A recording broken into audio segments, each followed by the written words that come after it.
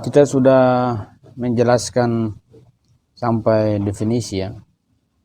Tinggal bagaimana teman-teman melatihnya dalam kehidupan sehari-hari, dalam peningkatan mutu pemikiran dan lain sebagainya. Sebagaimana yang awal-awal telah disampaikan secara berulang, bahwa subjek proposisi itu ada definisi dan argumentatif. Pada definisi kita sudah sampai pada model pembagian bentuk dan bagaimana membuat sebuah definisi. Pertanyaan selanjutnya setelah definisi apa lagi? Makanya kalau kita sudah mendefinisikan sesuatu, untuk apa definisi itu ya? Kita sudah membuat semua berdasarkan kerangka rumus dan lain sebagainya, prinsip-prinsip definisi, syarat-syarat definisi. Kalau definisi itu sudah terbentuk, kita mau ngapain? Definisi yang tentu membatasi persoalan, dia mau mengantarkan sesuatu pada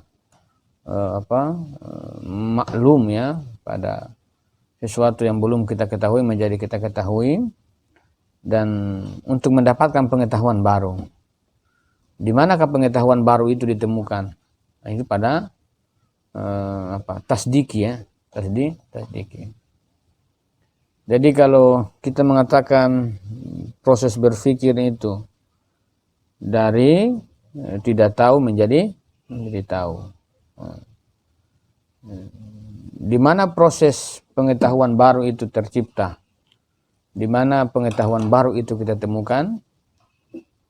Kalau kita menemukan pengetahuan baru itu terbatas pada pikiran, berarti sudah tidak melalui lagi proses tasdiki. Dan pengetahuan baru itu adalah pengetahuan yang lahir dari sebuah argumentatif ya, argumentatif. Dalam menyampaikan sebuah konsep, sebuah pernyataan untuk melihat bahwa definisi kita itu adalah sesuatu yang jelas, sesuatu yang menunjukkan makna yang kita maksud, maka tugas dalam menunjukkan makna pada realitas itu adalah argumentasi, atau sering disebut dengan proposisi. Kalau bahasa Arab disebut dengan kodiyah ya, kodiyah. Nah, sebagaimana pembahasan awal kita membahas tentang kata ya, lafaz itu punya makna. Jadi logika itu dia tarik pada makna dari sesuatu. Jadi kalau kata-kata yang tidak punya makna itu dia tidak akan dia tidak memasukkan dalam bukan tidak memasukkan, maksudnya bukan itu yang mau dirumuskan dalam proposisi. Ada memang kata yang ketika kita sebutkan dia tidak memberikan makna sama sekali ya. Tapi karena kita mau berbicara tentang pengetahuan baru, maka harus setiap kata itu dia memberikan makna-makna baru. Dengan begitu maka pada qadiyah ini, pada proposisi ini, dia juga membahas tentang lafaz ya. Perhatikan logika itu fokusnya di makna. Tapi memang dia harus masuk lewat kata karena orang senantiasa kata-kata. Namun kata-kata itu tidak bisa menghentikan kita untuk mencari sesuatu di balik kata itu. Sesuatu di balik kata itu yang kita katakan dengan makna. Apapun itu, bagaimanapun rumitnya kata yang dibangun, diistilahkan, tapi kita memang harus masuk pada makna. Kenapa makna? Karena kita mau menunjukkan realitas dari makna, dari konsep-konsep yang kita bangun ya. Artinya apa? Kata itu yang tidak memiliki makna itu bukan yang sesuatu yang kita kejar atau sesuatu yang kita mau buktikan realitasnya. Tapi memang ada banyak di realitas yang kata-kata itu yang tidak memiliki makna. Misalnya kita katakan misalnya kata kata ini, misalnya kata kata batu, ke maknanya apa? Tahu misalnya huruf H misalnya, ya, kata huruf H atau kata misalnya spidol, ya. Tentu kita mengatakan ada makna ya, tapi yang dimaksud adalah kata itu tidak memiliki makna yang terbangun, dia hanya memiliki arti pada sesuatu itu. Makanya dalam lafaz itu ada disebut dengan kata tunggal ya. Kata tunggal itu adalah kata yang kalau kemarin kita bilang tapi di sini dalam proposisi dia meletakkan bahwa kata tunggal itu lafaz ya. Lafaz itu dia berkaitan mufrad ya. Kata yang tidak memiliki bagian. Kata yang tidak memiliki bagian, bukan tidak memiliki makna tapi tidak memiliki bagian. Misalnya saya mengatakan emon. Emon itu bagiannya apa? Tidak ada. Batu bagiannya apa? Kira-kira itu disebut dengan kata mufrad ya. Mufrad, bahasa Arab mufrad. Ini kata yang tidak memiliki bagian. Hal yang tentu berbeda yang kita maksud dalam kata majemuk ya, kata yang bagian-bagiannya itu punya makna. Kalau kata yang tidak memiliki bagian berarti itu bukan masuk dalam bingkai proposisi kan? Kalau saya mengatakan kata tunggal, misalnya saya mengatakan saleh misalnya, itu kan kata tunggal. Dia tidak memiliki bagian setelah itu. Kalau dia tidak memiliki bagian setelah itu berarti dia tidak masuk dalam sebuah syarat proposisi. Misalnya saya mengatakan batu ya. Batu misalnya. Batu ini kan bagian depannya tidak ada lagi kan? Artinya cuma kata itu, batu itu. Tapi bagian setelah itu tidak ada. Kalau dia cuma memiliki satu, bagiannya cuma kata itu, maka tentu dalam proposisi kita tidak bisa katakan proposisi. Dan apa toh dia mau tunjukkan pada realitas ya. Nah, makanya dalam proposisi atau sebelum kita mengatakan lafaz ya, kata ya, ada dalam definisi juga ada kata yang supaya jelas. Ini juga memperjelas ada tunggal. Kata tunggal itu kata yang tidak punya bagian. Tapi kalau majemuk ini kata yang punya bagian-bagian dan punya bagian-bagian itu memiliki makna ya. Jadi kalau cuma kata tunggal itu kata yang tidak punya bagian. Maksudnya tidak punya bagian itu yang dia tidak punya selanjutnya itu ya. Dia cuma sesuatu itu. Dia cuma sesuatu itu. Tapi kalau majemuk itu dia punya bagian. Bagian setelahnya ya. Bukan hanya sekedar subjek. Tapi kalau cuma kata tunggal itu adalah kata yang cuma subjek tuh, tidak punya bagian. Lantas di manakah pernyataan-pernyataan itu, kalimat-kalimat itu disusun? Mau menjelaskan makna-makna terkait dengan realitas, pasti berkaitan dengan makna kata majemuk yang memiliki bagian-bagian dan setiap bagian punya makna. Kalau saya tanya misalnya, saya mengatakan begini, contoh batu. Batu ini kan tentu artinya cuma terkait itu, tapi bagian setelah itu kan tidak ada lagi kan? Tapi kalau saya mengatakan batu itu keras, ada bagian-bagiannya kan? Setiap bagian punya makna. Setiap bagian punya makna ya. Jadi makin banyak kalimat-kalimat itu disusun dalam proposisi yang dia sasar adalah kalimat atau kata yang punya Kalau kata yang tidak punya bagian itu apa? Kalau kata punya bagian-bagian seringkali di dalam istilah bahasa disebut dengan kalimat ya. Kalimat kemudian paragraf.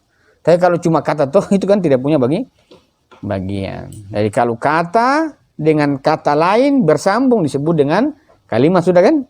Nah, kalimat itu dalam bahasa logika disebut dengan kata majemuk. Perhatikan kata majemuk ini sama dengan dalam seringkali mirip dalam konsep filsafat disebut dengan konsep majemuk ya. Konsep majemuk itu adalah dua konsep yang digabungkan ya. Tapi kalau dalam logika kata majemuk itu kata yang punya bagian-bagian, dan punya bagian-bagian dikatakan punya makna masing-masing ya. Ini qadiyah, proposisi. Jadi kalau kita mau menyusun argumentasi, tentu kita mencari sebuah kata yang dia punya bagian. Artinya dia punya majemuk. Di mana majemuk itu mewakili konsep kita, apa yang kita definisikan untuk kita buktikan pada realitas ya. Jadi makin banyak kata yang bersambung dalam majemuk itu, makin banyak pula itu ada makna-maknanya. Kalau cuma satu tidak punya bagian. Kalau tidak punya bagian berarti itu tidak masuk dalam sebuah kaidah proposisi. Nah, dalam majemuk ini kemudian dia terbagi, ada yang disebut dengan bagian lengkap dan tidak lengkap. Atau kita katakan kata yang sempurna dan tidak sempurna ya. Nah, jadi kata yang lengkap itu adalah kata yang menjelaskan sesuatu ya. Menjelaskan sesuatu. Kalau saya mengatakan saya mau bilang sulit cuma kepleset ya. Artinya perhatikan ya, bagian kata yang lengkap, yaitu dia menjelaskan sesuatu. Dia menjelaskan sesuatu. Misalnya saya mengatakan Emon sedang menulis, jelas ya. Itu artinya dia menjelaskan sesuatu, itu disebut dengan proposisi yang sempurna, jelas kan? Kalau saya mengatakan pada yang nakis, yang tidak lengkap, misalnya saya mengatakan saya minum itu belum lengkap, karena orang bilang minum apa? Masih bertanya kan? Nah, kalau saya minum air, itu kan sudah tidak ada lagi pertanyaan. Oh jelas ya, minum air. Saya minum air. Kalau tambah lagi saya minum air di dapur ya. Saya minum air putih di dapur. Artinya kata yang lengkap itu kata yang menjelaskan sesuatu kejadian. Dan itu tidak lagi membangun sebuah asumsi di pikiran dia lagi mulai berkembang. Karena dia memang menjelaskan sesuatu. Jadi Jadi yang lengkap itu dia menjelaskan kejelasan sesuatu pada realitas. Ini kata. Ini proposisi. Dia menggunakan kata majemuk ini. Jadi kata yang memiliki bagian-bagian dan memiliki makna, dan itu setiap makna-makna itu dia menjelaskan sesuatu terkait realitas. Dalam afirmasi, dalam tasdiki itu, konsep itu harus mencerminkan realitas. Maka jangan sampai kita membangun konsep yang kita tasdik menggunakan yang disebut dengan proposisi atau kita sebut dengan majemuk nakis, yaitu majemuk yang dia hanya berupa pernyataan, tidak menjelaskan realitas. Maka di sini dia akan hanya berkaitan dengan pernyataan. Bisakah saya makan? Kan bisakah saya duduk denganmu misalnya sambil berbicara? Itu namanya pernyataan ya. Pernyataan. Ini dalam dalam berita, dalam kalimat lengkap itu dia menjelaskan sesuatu ya, menjelaskan secara jelas sesuatu itu. Emon sedang minum air. Kalau Emon sedang minum air, tergambarkan pada pikiran kita berarti ada sebuah aktivitas yang sementara terjadi ya. Sementara terjadi. Ya, saya ada bahasa Arab jadi saya tahu sedikit. Sedang itu kan dalam prosesnya. Fil mudhari ya, proses. Sementara ya, sementara terjadi. Kalau sementara terjadi itu berarti terkukuhkan ya. Berbeda dengan masa. Kalau masa lalu tentu kita akan mengklarifikasi ya. Emon telah, itu juga sudah terjadi. Tapi kalau emon sedang, itu juga sementara berlangsung. Menjelaskan kan? Tapi kalau saya mengatakan emon minum, di manakah emon? Emon minum. Minum apa? Yang penting minum saja. Itu disebut dengan nakis ya, tidak lengkap. Jadi kalau memberikan sebuah argumen, itu argumen yang menjelaskan realitas lengkap. Tapi ada juga argumen pada tataran lengkap itu dia hanya berbentuk pernyataan. Tidak, sorry. Dia hanya berbentuk pernyataan pada tataran lengkap. Bisakah saya berbicara denganmu? Nah, itu nama pernyataan. Tentu tidak salah. Tapi dalam mengafirmasi sesuatu itu dia berkaitan dengan realitas. Tapi kalau pernyataan berarti dia sementara masih membangun ya. Dia belum menjelaskan realitas itu, dia masih sekedar mau menjelaskan kondisi dia. Bisakah saya bertemu denganmu? Ada kondisional kan? Tapi kalau saya mengatakan si fulani belajar falsafatuna misalnya, sudah terjadi ataukah sedang terjadi. Ini disebut dengan majemuk yang memiliki bagian-bagian. Kira-kira dalam format qadiyah itu disebut dengan apa? Kalimat menggunakan sebuah proposisi itu dia menggunakan yang disebut dengan kalimat khabar yang sempurna. Kalimat khabar itu yang ini. Kalimat khabar yang sempurna ini ya. Artinya dia harus menjelaskan realita. Yang kedua, dia harus memberikan sebuah pernyataan terkait realita. Misalnya saya mengatakan semoga si fulan itu datang sekarang ya. Artinya dia menjelaskan sesuatu. Semoga si fulan datang sekarang. Jelaskan? Kalau saya mengatakan semoga si fulan datang sekarang, itu namanya jelas itu.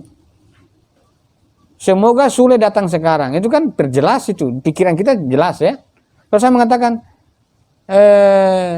semoga dia datang. Dia siapa? Itu berarti kita masuk di nakis. Maka dalam sebuah proposisi qadiyah itu dia harus masuk pada khabar yang lengkap atau khabar yang sempurna. Khabar yang sempurna itu berkaitan dengan apa? Satu, telah menunjukkan realitas memang sudah terjadi. Yang kedua, dia masih sementara proses ataukah akan datang. Misalnya semoga dia datang, itu kan akan datang. Tapi kita sudah menjelaskan bahwa memang ada subjek itu yang akan datang. Tidak menjadi hal yang tak abstrak ataukah masih bersifat pertanyaan. Nah, ini kira-kira ya dalam. Nah, jadi kalau sekiranya kita mau menarik dalam sebuah pandangan-pandangan proposisi filsafat, misalnya kalau kita mau dalam afirmasi, ketika kita mau menyusun argumentasi ketuhanan itu masuk dalam khabar mana? Khabar yang sifatnya realitas atau khabar yang sifatnya pernyataan. Tapi sama-sama menjelaskan fadlun sementara fadlun hari ini masih mencari Tuhan. Jelas itu ya. Sri Tuhan. Jelaskan, tidak ada yang kabur. Tuhan manakah yang kamu cari? Tuhan saja. Nakis tuh. Kira-kira begitu. Tapi kalau saya sudah bertemu Tuhan, itu berarti sudah realita. Maka dalam proposisi itu seringkali memang sudah ditunjuk realitasnya, tapi ada lain masih membangun sebuah ikhtiar di dalam proposisi itu. Semoga dia datang. Mudah-mudahan dengan ikhtiar saya ini saya menemukan dia. Kan ada sebuah ikhtiar dalam proposisi yang dia bangun. Artinya dalam kerja-kerja yang dia masih cetuskan, dia masih rumuskan. Tapi itu sudah menggambarkan bahwa memang akan sebuah kejadian-kejadian atau realitas-realitas yang dia mau capai. Kira-kira gitu. Nah, dalam qadiyah itu memang orang harus masuk pada kalimat khabar sempurna. Apakah nanti dalam penjustifikasian konsep itu teman-teman membangun sebuah pernyataan terkait realitas, ataukah sebuah sebuah afirmasi yang memang menunjukkan sebuah realitas yang telah terjadi. Nah, kalau kita bilang semoga dia datang, pasti ada sebuah kemungkinan yang kita buka. Kira-kira begitu ya. Nah, ini adalah berkaitan dengan lafaz sebuah proposisi yang kita masuk dalam penyusunan proposisi. Qadiyah itu misalnya itu berkaitan dengan khabar yang sempurna. Khabar itu informasi ya. Jadi qadiyah itu, proposisi itu adalah sebuah kalimat yang menyampaikan, menjelaskan sesuatu informasi. Informasi itu apa? Satu, informasi berkaitan realitas. Yang kedua, informasi yang tidak berkaitan realitas, yang masih membangun sebuah ketidaksempurnaan atau membangun sebuah pernyataan. Nah, seringkali memang kalau kita melihat misalnya kalau teman-teman melihat berita, ada kala orang memframing konteks itu, seringkali cuma buat judul. Apa itu maksudnya? Dia tarik ke orang. Jadi dia sudah membangun kalimat yang tidak sempurna. Dan banyak sekali memang orang yang senang sekali yang tidak sempurna begitu, penasaran dia. Orang ini sebenarnya yang penasaran tuh, yang sempurna itu dia, yang ada yang tidak sempurna dia penasaran. Framing si fulan demo. Wah, apa itu? Kemudian dia membangun sebuah. Dalam proposisi tidak bisa, dia harus menggunakan kalimat yang sempurna, khabar yang sempurna. Dia betul-betul menunjukkan realitas. Dengan begitu maka qadiyah itu tarik dari sini. Qadiyah. Dengan begitu maka qadiyah itu adalah segenap informasi yang disampaikan menjelaskan realitas, baik realitas yang telah terjadi ataukah masih dalam sebuah pernyataan terkait realitas. Nah, disitulah kita melihat bahwa qadiyah Qadiyah ini proposisi bahasa Arab. Biar kita hafal-hafal kosakata bahasa Arab ya. Ini suaranya besar sekali. Coba bentar orang jadi. Qadiyah ya, proposisi.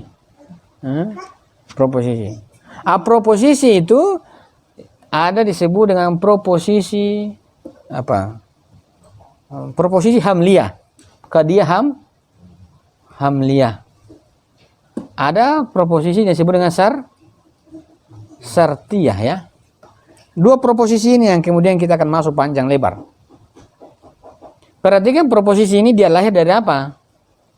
Kalimat kata yang majmuk, khabar ya. Khabar itu berkaitan dengan bagian-bagian kata yang punya bagian-bagian ya. Kalau kata yang punya bagian berarti dia tidak bisa tunggal, berarti dia harus banyak dirangkai. Proposisi hamliyah ini dikatakan proposisi seringkali yang lebih umum dikatakan proposisi predikatif ya. Proposisi sebuah kalimat yang menghukumi sesuatu atau menafikan hukuman terhadap sesuatu. Nah itu. Kalau saya menghukumi sesuatu itu juga bentuk hukuman kan? Kalau saya menafikan sebuah hukuman terhadap sesuatu itu juga hukuman. Jadi proposisi hamliyah Proposisi predikatif adalah proposisi yang menghukumi sesuatu ataukah menafikan hukuman terhadap sesuatu. Dengan begitu maka kita bisa melihat bahwa proposisi ini bisa berbentuk positif, bisa berbentuk negatif. Karena kalau dia menghukumi sesuatu dan dia menafikan hukuman terhadap sesuatu, berarti dia menegasikannya. Nah, dalam proposisi hamliah ini, contohnya misalnya, ya, contohnya Tony, ya, Tony itu malas. Gak ada nama Tony sini kan? Jadi netral ya. Siapa? Tony ya. Jadi perhatikan tadi masuk kabar ya, yang di belakang yang terlambat dengan rekaman. Ini ya. Kan dia harus memiliki bagian. Hamliah itu proposisi predikatif. Proposisi definisinya adalah menghukumi kalimat yang menghukumi sesuatu dan menafikan hukuman terhadap sesuatu. Sama-sama hukuman sebenarnya. Satu dia menghukum, kemudian dia nafikan ulang. Berarti juga bentuk hukuman. Maka ketika orang mengatakan misalnya contoh, Tuhan itu ada. Wah, Tuhan itu tidak ada kok. Artinya apa? Saya mau menafikan hukuman yang dia hukumi. Nah, kira-kira begitu. Jadi kalau sekiranya orang itu dia matang-matang dalam proposisi, seringkali orang berargumen dia putar-putar saja. Besi itu panas, Anda. Besi itu tidak panas. Dari mana? Ini kan artinya apa? Dia mau menghukumi sesuatu, kemudian dia nafikan hukuman itu, tapi sebagai bentuk hukuman baru kan dia bangun. Nah, kan begitu. Seringkali, kok bisa? Namanya dia menafikan hukuman itu, tapi itu bentuk hukumannya. Ya, proposisi hamliah. Ini masih hamliah, masih yang sederhana. Jadi kalau begini maka ada Tony subjek, ada ini disebut maklum predikat, ada ini disebut dengan nisbah. Maka proposisi predikatif itu adalah proposisi yang dilihat ada predikatnya, ada subjeknya, ada predikatnya, dan ada nisbah. Jadi kalau saya mengatakan Tony itu malas, ini apakah proposisi? Dia memang dia sudah ada subjek, ada predikat. Tapi apakah dia masuk dalam qadiyah al-hamliyah? Tidak, karena dia tidak ada nisbah. Kalau cuma ini berarti apa? Disebut dengan, kalau dalam falsafah disebut dengan konsep majmuk. Tapi kalau karena berbicara tentang afirmasi berarti harus ada sebuah penegasan tentang realitas. Maka Tony itu malas. Ada sebuah nisbah yang dia letakkan antara apa? Subjek dan predikat. Kalau apapun konsep pada pikiran kita, maka kita perlu membangun sebuah argumentasi proposisi realitas. Perhatikan kata ya. Apakah dia sudah jelas realitasnya ataukah dia masih membangun ya? Menjelaskannya, semoga dia datang pada saya. Atau misalnya ada orang menunggu jawaban dari si fulani, semoga dia cepat jawab apa yang saya tanyakan tadi. Tapi kan sudah terjadi tuh ya. Tapi dia menunggu realitas itu. Semoga dia tanggapi yang saya maksud tadi. Akhirnya, alhamdulillah ternyata terjadi. Nah, itu kan sudah realitas yang dia maksudkan. Berarti kan? Nah, di dalam proposisi ya, di dalam proposisi itu yang unsur proposisinya itu ada subjek, ada nisbah ya. Berarti kan setiap proposisi selalu ada nisbah, bisa ada nisbah. Kalau tanpa nisbah itu tidak masuk dalam sebuah kategori ataukah dalam proposisi hamliah predikatif. Saya makan. Kenapa saya makan itu tidak masuk dalam karena ini belum jelas kan? Apa disebutnya apa? Tadi kata yang tidak sempurna, nakis. Nah, karena dia itu harus berkaitan dengan apa? Khabar yang sempurna. Maka kalau khabar yang sempurna selalu ada nisbah. Saya makan itu belum sempurna, makan apa? Saya makan nasi. Oh, berarti dia makan berarti. Oh, alhamdulillah. Saya makan tuh kalau begitu. Ya begitu. Saya makan. Makan apa? Makan nasi. Itu kalau nasi berada predikat. Orang mengatakan bagaimana? Dalam misalnya apa? Ketika Nikita Mirzani mengatakan Habib penjual obat. Habib penjual obat. Habib penjual obat. Habib sebagai subjek, penjual sebagai nisbah, obat sebagai predikat. Dia menjelaskan realitas itu. Tinggal kita tanya pada siapa namanya Nikita Mirzani, Habib siapa yang kau maksud?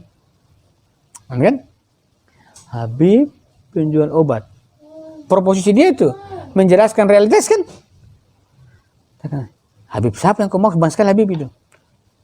Itu dimaksud apa? Bahwa ada memang subjek yang sifatnya partikular, ada sifatnya kulli. Ya. Kayak misalnya mengatakan Habib penjual obat. Habib ini adalah subjek kulli. Kau maksud apa tuh Nikita? Habib siapa kau maksud? Tidak Habib toko, nama toko. Oh, nama toko. Itu begitu. Yang penting dia pasang itu ya mereknya, nama toko. Oh, memang ada nama toko yang namanya Habib. Nama toko penjual obat tuh Habib. Bukan nama orang. Nikita juga dia boleh-boleh lagi. Tapi dia bermainkan begitu. Realitas ya. Jadi ada memang subjek yang sifatnya partikular. Misalnya saya partikular itu misalnya begini. Ka'bah milik umat Islam, partikular kan, terarah. Kalau saya mengatakan manusia itu sakit, berarti dia pakai subjek kulli. Dalam penyusunan proposisi yang kita mau arahkan pada realitas, itu subjek yang kita mau letakkan itu sifatnya partikular ataukah dia sifatnya universal. Apakah berbeda? Tentu berbeda. Karena partikular itu dia akan menunjukkan bagian tertentu, tapi kalau universal akan dia menunjukkan keseluruhan yang lebih luas daripada partikularnya. Dan seringkali memang kita melihat dalam kehidupan sehari-hari itu kita melihat bahwa seringkali proposisi kita itu kalau ada kala yang tidak ini yang belum terjadi, kita seringkali mengatakan kalau sudah terjadi kita mengatakan si dia itu tidak bangun pagi. Jelas ya. Kalau dia mulai kasih abstrak subjeknya, tadi itu ada santri tidak bangun pagi, santri mana? Tapi dia sudah menunjuk itu ya. Santri tidak bangun pagi itu sudah menunjuk. Kalau dia mengatakan sulit tidak bangun pagi, itu subjek partikular. Tapi karena dia jaga etika, tadi ada santri yang tidak bangun pagi. Santri mana? Tinggal klarifikasi di orang itu. Tapi dia sudah mengarahkan pada realitas. Ini disebut dengan. Nah, jadi perhatikan. Jadi pada predikat itu dikatakan sini bahwa predikat yang berhubungan dengan pemahaman ya. Predikat ini predikat ya. Predikat yang berhubungan dengan pemahaman universal yang terkait dengan afradnya. Jadi ini terkait dengan afrad. Afrad itu apa? Individu ya. Jadi ada proposisi yang subjeknya cuma berbicara partikular dan universal. Tapi ada proposisi yang predikatnya itu terkait dengan pemahaman universal. Dan dia juga terkait dengan afrad. Ini proposisi banyak-banyak begini. Terserah teman-teman menyusun proposisi dalam argumentasi mana. Argumentasi yang hanya subjek ini saja ataukah ada subjek predikat yang berkaitan dengan afrad. Itu juga harus dijelaskan. Misalnya saya contoh. Seluruh manusia itu berpikir. Ini dia berkaitan dengan apa? Keseluruhan afrad ya. Seluruh manusia itu bahwa semua manusia itu terkait secara keseluruhan masuk dalam keberpikiran. Dikatakan apa? Predikat ya, yang terkait dengan apa? Konsep universal. Predikat kan? Misalnya berpikir ini apa? Konsep terkait dengan konsep universalnya manusia. Dan itu terkait dengan afradnya. Seluruh manusia itu berpikir. Seluruh binatang itu makan. Itu disebut dengan apa? Predikat yang terkait dengan konsep universal dan berelasi dengan afrad. Bagian ya. Bagian-bagian ini proposisi. Cukup sederhana. Tapi ketika kita mau mengargumentasikan itu sangat sangat membangun nalar untuk menempatkan kata mana, kalimat mana. Ini sejenis kayak model-model berbahasa ya. Tapi kalau bahasa kan tidak menganggap konsep-konsep begini. Ada pula sebuah predikat, makanya sebuah predikat mahmul itu sebuah subjek ini bukan ini predikat, subjek yang berkaitan dengan pemahaman universal yang berkaitan dengan afrad. Ini subjek kan, manusia kan pemahaman universal. Dia berkaitan dengan afrad. Seluruh ini afrad, menunjukkan seluruh. Manusia itu kan universal ya, konsep universal perhatikan. Seluruh manusia itu berpikir. Seluruh berarti apa? Yang masuk dalam apa? Spesies manusia, golongan kalau dalam teori lima universal masuk golongan ya. Itu semua masuk dalam keberpikiran. Nah, disebut dengan subjek yang berkaitan dengan konsep universal dan predikatnya itu berkaitan dengan seluruh afrad. Perhatikan. Ini masuk pengantar. Kemudian besok-besok panjang. Ada positif, negatif, subjek di depan, subjek di belakang, begitu balik-balik. Karena nanti akhirnya kan dia masuk dalam teori demonstrasi ya, teori debat. Orang pengacara kan begini seringkali. Orang bicara apa dia putar-putar saja. Kira-kira begitu ya. Ada juga yang dia subjek, dia terkait dengan pemahaman universal, tapi dia tidak terkait dengan afrad. Itu ada. Kalau ada memang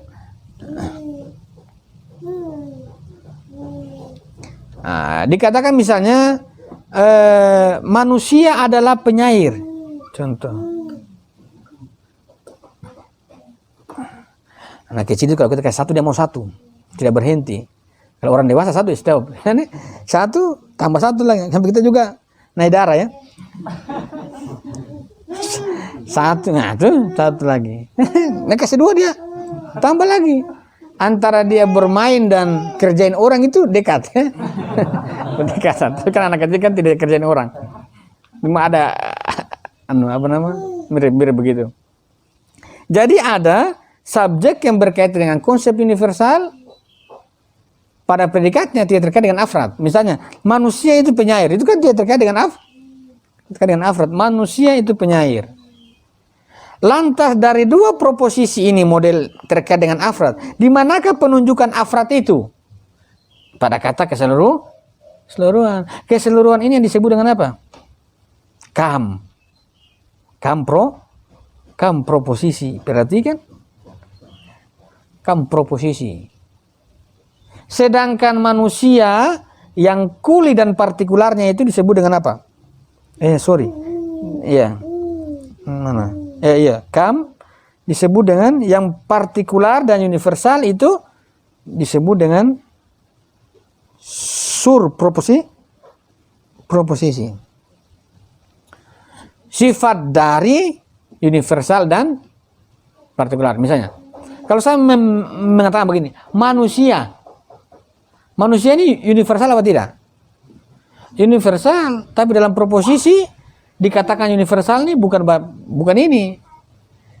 Secara konsep universal ini universal, tapi dalam susunan kadia ini tidak menunjukkan universal.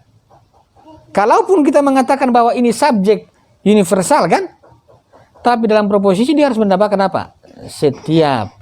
Setiap ini yang menunjukkan subjek universal. Kira-kira begitu. Ini. Oh ini. Bayangkan ya, tidak bisa bicara kemudian kita pahami. Orang yang bicara juga kita bentuk pahami, apalagi orang yang tidak bicara. Bosan. Tidak tahu ini pelajaran apa begitu. Kalau ada yang bicara kan enak ya. Oh dia maksud begini. Tapi kalau dia aja, maksudnya apa gitu ya? Ini harus sabar-sabar memang. Orang tua harus sabar. Atas kiatu nafs kuat. Kalau tidak ini bahaya mah. Bisa pecah-pecah apa gelas ya. Ini mah. Itu teman-teman maksudnya apa itu? Apakah dia mau ini? Entah begitu. Ya. Sulit memang. Apalagi kalau ada orang yang tidak bicara. Itu kalian pahami. Itu sangat ribet ya. Epistemologi anak itu begitu. Sabar-sabar ya. Kira-kira begitu. Dalam pembahasan ini. Dalam apa? Dia ini ya. Ya kalau saya mengatakan setiap manusia, kalau saya mengatakan setiap manusia itu berpikir berarti apa? Dia menunjukkan seluruh afrad kan? Setiap manusia. Sebagian manusia juga afrad kan? Kalau saya mengatakan manusia itu tidak, berarti dia hanya menunjukkan dalam dia tidak berkaitan dengan afrad ya. Dia tidak berkaitan dengan keseluruhan. Jadi kalau dia mengatakan keseluruhan, sifatnya berkaitan dengan afrad, berarti kan sifatnya yang berkaitan dengan afrad itu disebut dengan kam, jumlah ya, kuantitas. Nanti kalau kualitas, nanti dia berbicara positif, negatif, positif. Misalnya saya mengatakan, setiap manusia itu berpikir. Ini berkaitan dengan apa? Kuantitas kan? Kalau saya mengatakan, setiap manusia tidak berpikir. Nah, itu berarti dia cuma membangun sebuah kualitas. Ini dalam proposisi begini. Jadi kita tinggal mau memasukkan, kita mau mengkaitkan dengan afradnya ataukah tidak. Ketika kita mau mengaitkan dengan afradnya, kemudian menambah kualitasnya juga bisa. Apakah itu positif ataukah negatif? Yang penting semua materi itu dia menunjukkan realitas. Karena dia berkaitan apa? Hamliyah. Menghukumi sesuatu ataukah menafikan hukuman terhadap sesuatu. Menafikan, menghukumi sesuatu itu juga hukuman. Menafikan hukuman itu juga hukuman. Maka dalam setiap proposisi hamliyah ada kualitas-kualitas hukuman. Apakah positif ataukah negatif. Maka tidak jarang ketika dalam proposisi, dalam argumentasi, ketika orang sudah membangun sebuah proposisi, kita juga bisa menafikan proposisi yang dia bangun dengan penafian hukuman terhadap proposisinya. Kira-kira ini pada proposisi hamliyah. Sekarang kita masuk pada qadiyah syartiyah. Ini hamliyah ya. Jadi kalau proposisi hamliyah itu begitu. Bisa dilihat ini, oh ini model hamliyah. Kalau kita baca buku, ini model hamliyah. Model hamliyah berarti ini begini. Kalau model hamliyah ini, kalau kemudian saya kaitkan dengan afrad, saya bisa susun proposisinya. Ini kira-kira begitu. Dalam proposisi yang kedua disebut proposisi syartiyah. Ya. Proposisi syartiyah ini bahasa kerennya disebut apa? Proposisi implikatif atau proposisi konsekuen dan anteseden ya. Atau seringkali diistilahkan jika maka. Disebut dengan proposisi syartiyah. Bahasa agak rumit ya. Bahasanya buat rumit.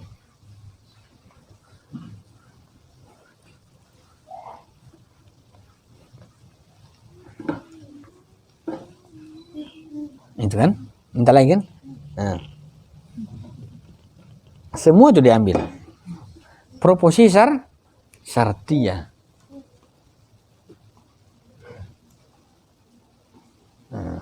Proposisi yang terdiri dari apa? anteseden, nisbah, dan konsekuen. Jika nisbah, maka, ya. Jadi kalau dalam proposisi syartiyah itu kita harus melihat di mana jikanya dan di mana makanya. Memang ada banyak kalau kita menulis, memang kita langsung menulis tanpa jika maka tidak begitu ya. Tapi dia menyusun sebuah proposisi itu dia mengarahkan ini sebabnya, ini akibatnya. Proposisi anteseden itu di sini dia mengatakan memberikan hukuman tentang keberadaan nisbah, tentang keberadaan nisbah atau ketidakberadaan nisbah antara dua qadiyah. Jadi apa? Dia dua qadiyah itu dia ada qadiyah. Kalau dia qadiyah berarti proposisi. Dia tersusun dari dua proposisi apa? Dua proposisi hamliyah. Jadi proposisi syartiyah itu adalah proposisi yang berkaitan dengan anteseden dan konsekuen. Ada nisbah, menetapkan sebuah hukuman ataukah tidak adanya hubungan antara dua proposisi. Dan dua proposisi itu adalah proposisi hamliyah yang terkait dalam anteseden dan konsekuen. Kalau proposisi hamliyah dia tidak terkait dengan anteseden dan konsekuen. Dia cuma berkaitan dengan subjek predikat dan nisbah. Tapi kalau dalam proposisi syartiyah menetapkan adanya nisbah terjadi atau tidak keberadaannya nisbah antara dua proposisi. Kalau dua proposisi, apakah proposisinya itu syartiyah atau hamliyah?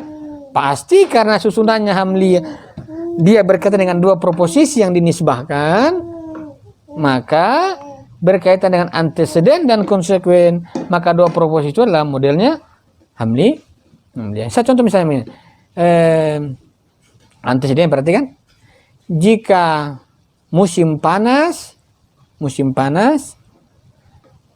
maka tanah menjadi tandus ya. Ketika dia mengatakan bahwa syartiyah itu adalah menetapkan hubungan antara dua proposisi yang implikatif, maka kita akan membangun kira-kira antara setiap jika kemarau maka tanah menjadi tandus. Melihat dalam implikatif ini, sedangkan syartiyah mengatakan menghukumi hubungan ada ataukah tidak ada terkait dua proposisi, maka kalimat jika kemarau akibatnya tandus itu bentuk hubungannya yang tertangkap yang ada pada proposisi syartiyah, hubungan apa? Itu yang harus dicari. Sekian. Assalamualaikum warahmatullahi wabarakatuh.